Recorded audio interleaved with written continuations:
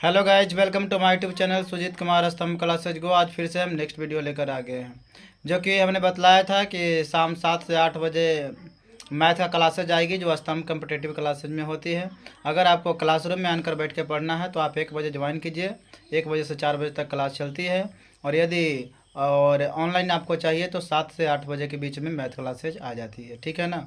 YouTube आप देख सकते हैं, तो पढ़ लीजिएगा। और जो हिस्ट्री का क्लासेज रहेगी, जो जीके में हिस्ट्री क्लास पढ़ाई जा रही है, तो वह जो रहेगा वह सुबह में शायद चल जाएगी क्लासेज, चाहे 7 बजे जाए या 8 बजे 9 बजे इस टाइप के क्लासेज चल जाएंगे, ठीक है ना। कहीं 5 बजे भी जा सकता है, 4 बजे भी, 6 बजे, मतलब सुबह तक 8 बजे तक क्लासेज रेडी रहेगी, ठीक है ना, या 6 बजे तक, ठीक है।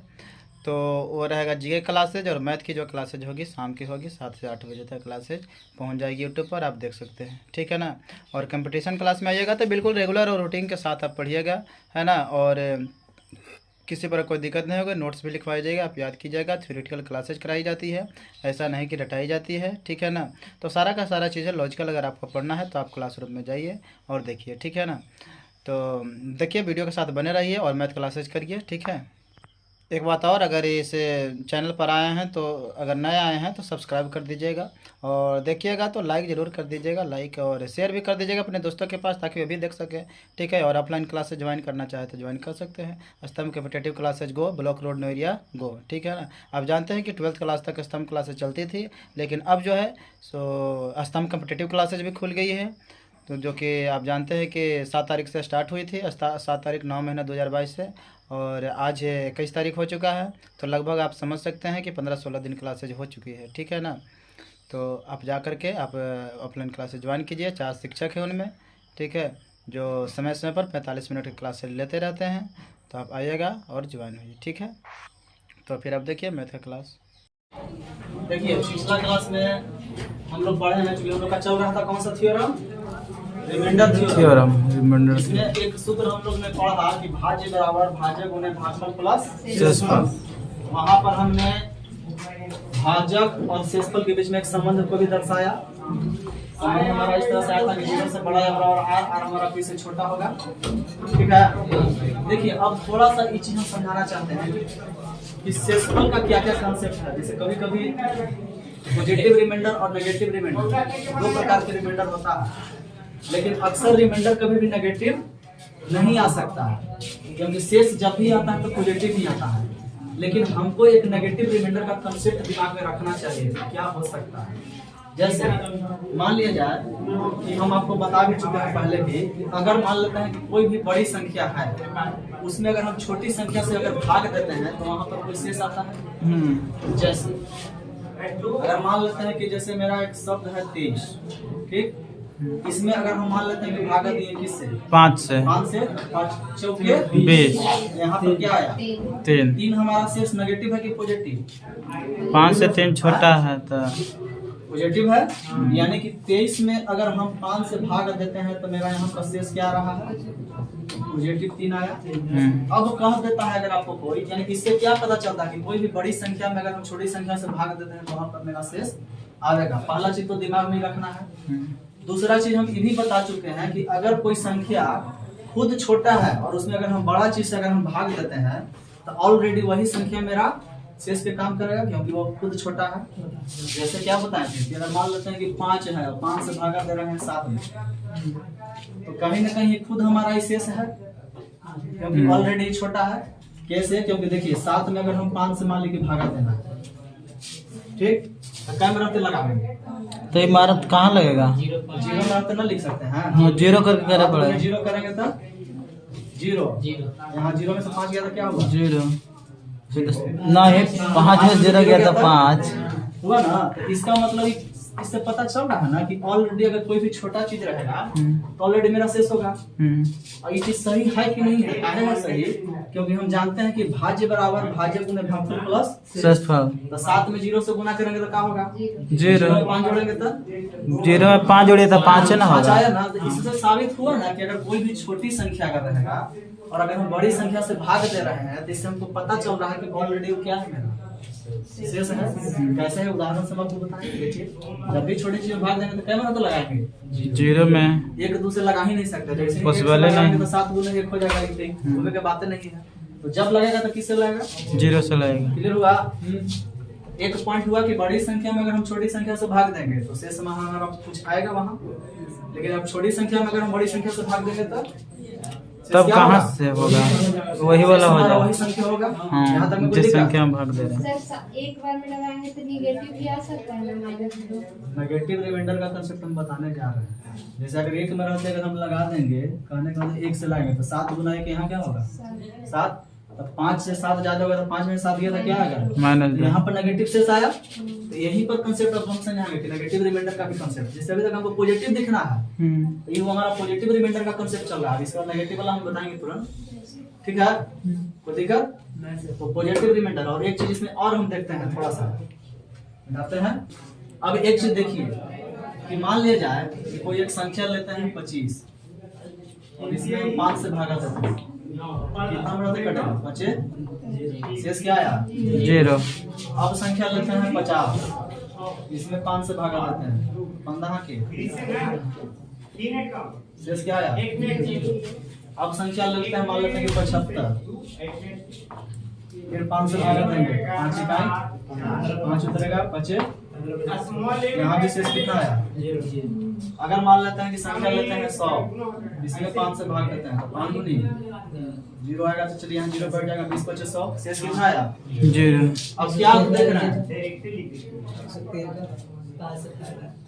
यहाँ पर देखिए क्या देख रहे हैं। 25 भी लिए 5 से भागा दिए तो शेष 0, 50 भी लिए तो शेष 0, 75 भी लिए तो शेष 0, 100 भी लिए तो शेष 0।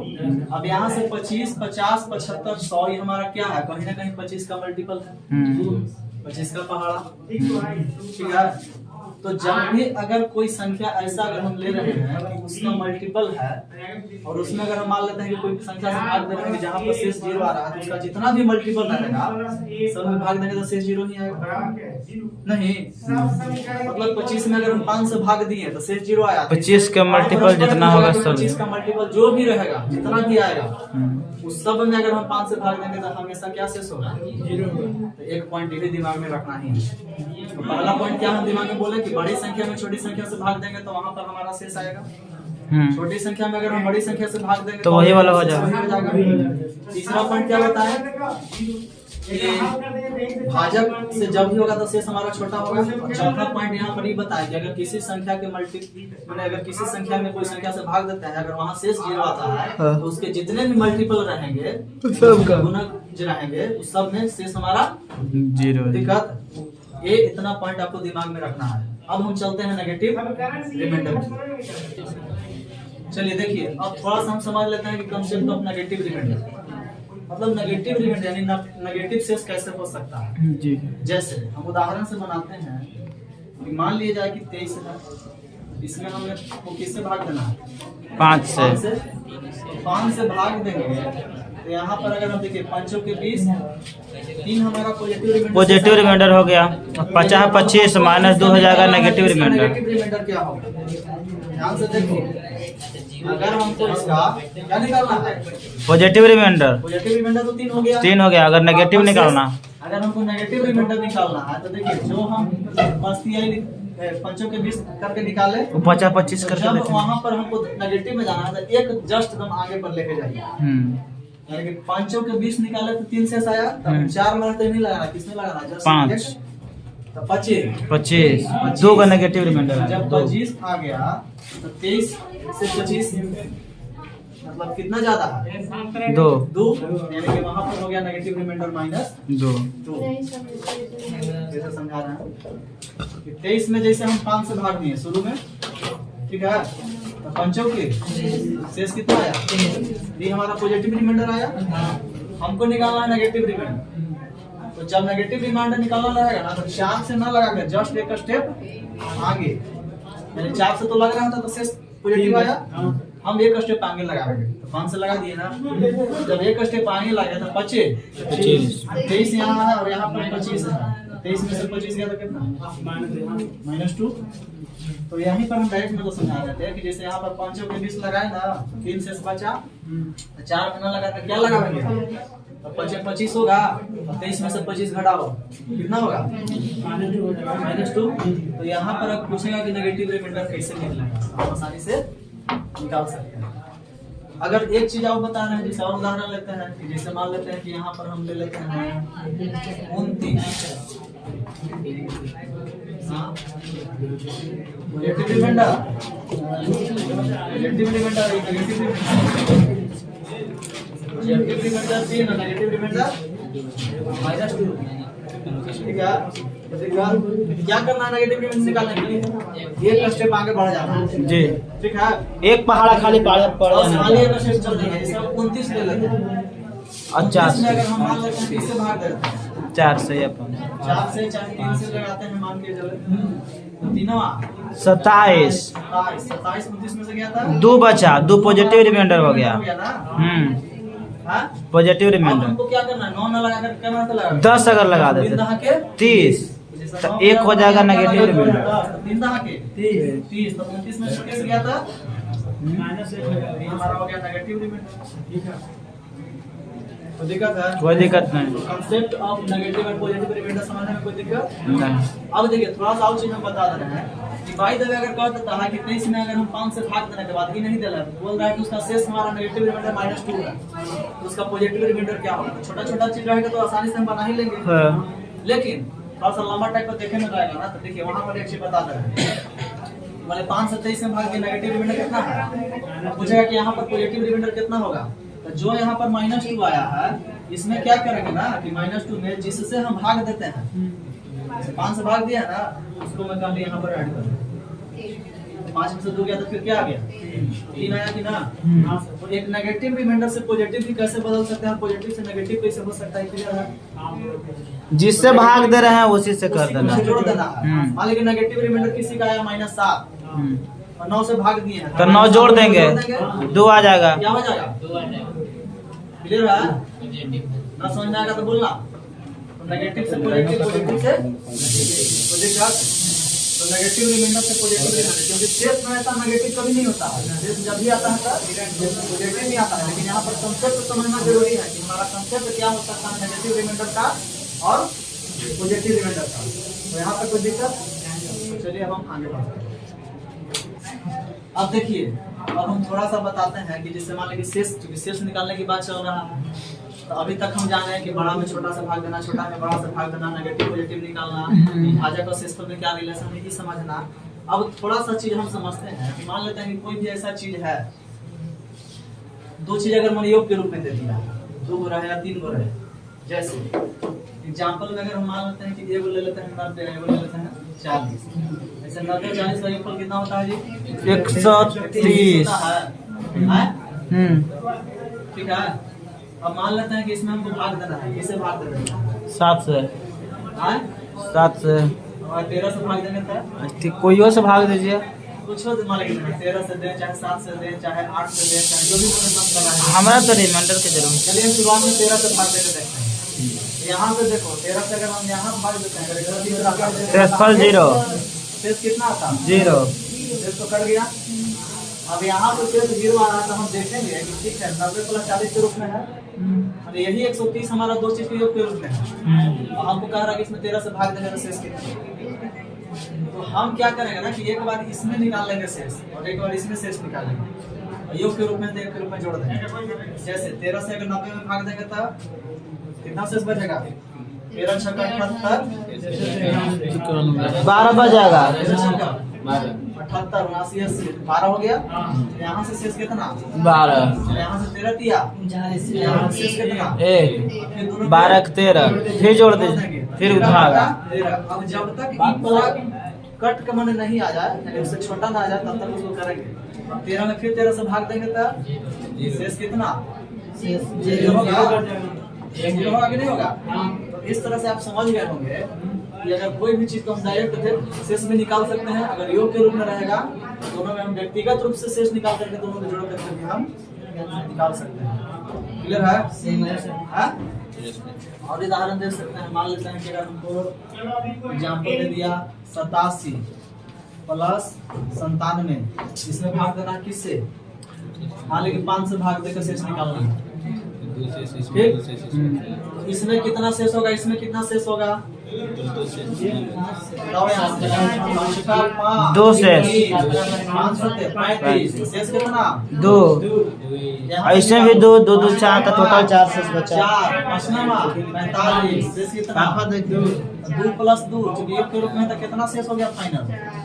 4 तो ऑलरेडी 5 से कम आइए गया था। ठीक है, इसका मतलब है इसका आंसर। इसको मान लीजिए जोड़ के दिखा रहे हैं कि मेरा सही है कि नहीं है।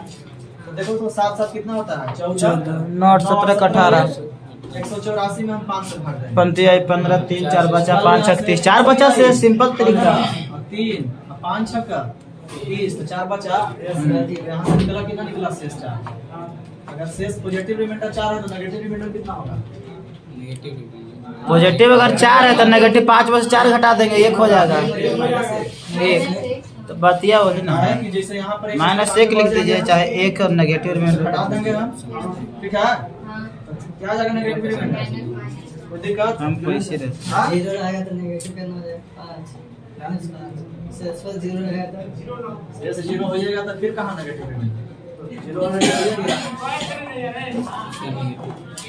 अब देखिए जिस तरह से हम योग के रूप में समझे मामला, तो क्या इसी तरह से हम घटाव के रूप में भी समझ सकते हैं? अच्छा ये देखिए, जब 2 चीज का योग है इसको हम 3 4 को भी योग के रूप में लिख सकते हैं। हाँ, कितना भी रहेगा, कितना हो रहेगा उस तरह से अगर हम करेंगे तो हमारा हो जाएगा। होगा ना? तो यहाँ पर ये बात क्लियर। अब उसी तरह से कोई ऐसा चीज भी हो सकता है कि हम घटाव के रूप में भी मान लेते हैं कि दे दिया, घटाव के रूप में भी अगर हमको देता है। जैसे एग्जाम्पल ले लेते हैं कि यहाँ ले लेते हैं हम 113 माइनस 23, इसमें भाग देना कितना से? मान लेते हैं कि 3 से भाग देने लगा। 113 में से 23 घटाइए 3 से, ऐसे बोला कि वो इसका शेष कितना हो। एक तरीका है कि घटा देंगे, घटा करके भाग देके भी निकाल सकते हैं। जी सर, इंडिविजुअली भी हम निकाल सकते हैं, अलग अलग। जैसे कितनी आई? 9 2 हो गया ना, कितना हो जाएगा? 321 कितना शेष? 2 बच गया, 2 शेष बचा ना। हाँ, यहाँ से बताओ 3 से 21, यहाँ पे 2 शेष, 2 में से 2 गए 0, दोनों अंतर के रूप में है। दोनों अंतर है तो 2 में से 2 क्या था? 0 शेष। अब देखेंगे चेक करके कि भाई ठीक है, इसमें सही में 0 आ गया कि ना। 113 में से 23 घटाओ, 3 में से 3 क्या था? 0 0। अब यहाँ पर 11 से 2 क्या था? 9 90 आ गया ना जी। अब 90 बताओ 3 से कटेगा कि ना? बिल्कुल कटेगा, 30 है 90। इसका मतलब है शेष में हमारा क्या होगा? 0। इससे स्पष्ट हो रहा है ना कि अगर योग के चार्जर चाहिए तो भी कट जाएगा, घटाव के रूप में रहेगा तो भी हम व्यक्तिगत रूप से भी निकाल के हटा देंगे। और सेम चीज अगर मान लेते हैं गुना के रूप में भी रह सकता है, क्योंकि गुना वाला पूछ सकता है परीक्षा में। क्लियर है? हाँ, रहना है, पढ़ना भी है किसी को। चलिए थोड़ा सा हम गुना पर समझते हैं कि मान ले जाके अगर हमको कोई गुना के रूप में निकालना है, 3 को 4 को गुना है। जैसे यहाँ पर दे दिया आपको 87 गुने 93 गुने 97। ठीक, 87 गुने 93 गुने 97। क्लियर है सुनील बाबू? जी सर, अब कीजिए। 87 गुने 93 गुने 97 में मान लीजिए भाग देना है 20 से, 5 से 7 से कुछ से कर सकता है। अब बोलेगा ना कि इसको शेष निकालिए। अब तो एक तो नियम कहता है कि भाई तीनों के घंटा गुना कीजिए, नहीं तो फिर अलग अलग कर लेंगे, सिंपल तरीका होगा। वही बता रहा है कि जैसे गुना 5 के बाद करेंगे 3 तो 7 समय 5 लगेगा। 7 2 बचा ऊपर, 5 के बाद 4 3 5 8 40 3 ने बचा 3 2 6 5 का 5 निकालेंगे, एक बार यहाँ से निकालेंगे और एक बार यहाँ से 4 निकालेंगे। 7 अब तीनों जब 2 ने बचा 12 5 10 2 बच गया। जैसे 5 से 87 में भाग देंगे तो शेष कितना? 16 85 17 25 85 2 बचते हैं। यहाँ से शेष हो गया 2। क्लियर है? 93 में अगर 5 से 18 बचे कितना से 3, यहाँ पर शेष आ गया 3। अब बताओ 97 में करेंगे तो 19 बचे, 95 2 बचे, 97 से 95 गया तो कितना से 2। तो यहाँ पर आ गया 2। अब बताओ 2 गुने 3 गुने 6 गुनी, अब 12 आ गया, इससे ज्यादा ना गया। फिर उसको में एक बार भाग दे देंगे हम। 12 में 5 से भाग देंगे तो 5 दूनी 2 शेष कितना बचता है? 2 क्लियर है? अब बताओ ये आसान है कि 1 घंटा गुना करके निकालना आसान है? ये सब आसानी है ना? तो चेक करके भी हमको बताओ कि गुना करके भी वही आ रहा है कि नहीं आ रहा है। गुना करो 87 गुना 93 गुना 97 गुना करके देखो, गुना करके फिर 5 से भागा दो, ये सही में गुना आ रहा है कि नहीं आ रहा है? ठीक है? हाँ? गुना कर दें। चलिए गुना करके आपको देख के बताइए। लास्ट में 7 आएगा।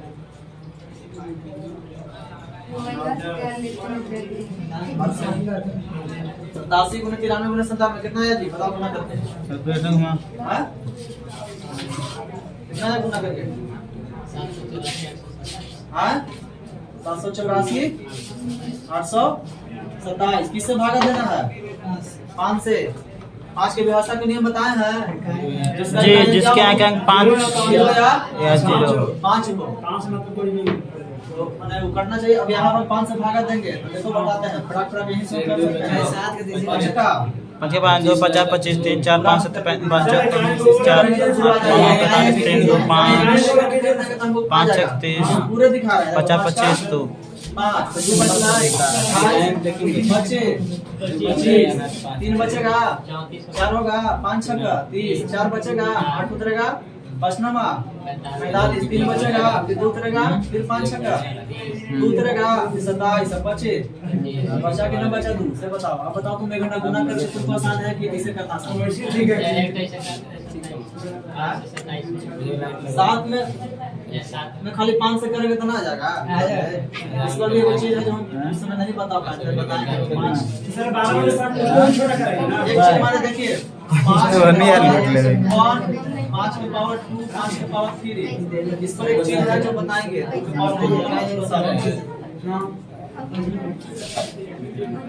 हमारे एक वैसे कैसा चलेगा इसको कांसेप्ट है जो बाद में बताएंगे। जो 12 में 5 आया तो उसमें और छोटा अच्छा ये ना आप ना बोले 12 में 5 से भागा देंगे 5 तो नहीं बचा ना करवे की है कि हमको हर हाल में शेष क्या होना चाहिए? शेष का कांसेप्ट है ये जब होगा तो भाजक से कितना लेंगे? छोटा होना चाहिए ना। छोटा के लिए कितना देंगे हम? क्लियर है यहाँ तक? ये सब तो बढ़िया जाएगा। अब हम कोई आगे टॉपिक पर चलते हैं।